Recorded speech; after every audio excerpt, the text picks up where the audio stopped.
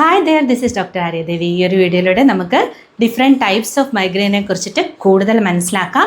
ഏറ്റവും കൂടുതൽ ആൾക്കാരിൽ കാണപ്പെടുന്ന മൈഗ്രെയിനാണ് കോമൺ മൈഗ്രെയിൻ. ഇതിൻ്റെ കൂടെ ഓറ കാണത്തില്ല എന്നുള്ളതാണ് ഏറ്റവും പ്രധാനപ്പെട്ട ഒരു കാര്യം. ഓറ എന്ന് പറഞ്ഞു കഴിഞ്ഞാൽ നമുക്ക് തലവേദന അഥവാ മൈഗ്രെയിൻ വരാൻ പോകുന്നു എന്നുള്ളത് മുൻകൂട്ടി അറിയാൻ പറ്റുന്ന ഒരവസ്ഥയാണ്.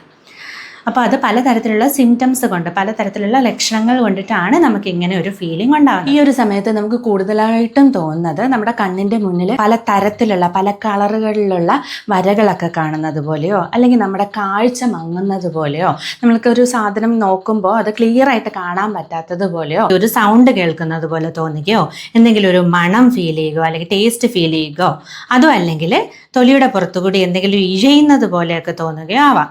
ഇതിനെയാണ് നമ്മൾ ഓറ എന്ന് പറയുന്നത്. പക്ഷേ നമ്മുടെ കോമൺ മൈഗ്രെയിനിൽ ഈ ഒരു ഓറ ഉണ്ടായിരിക്കുന്നതല്ല. Follow for more.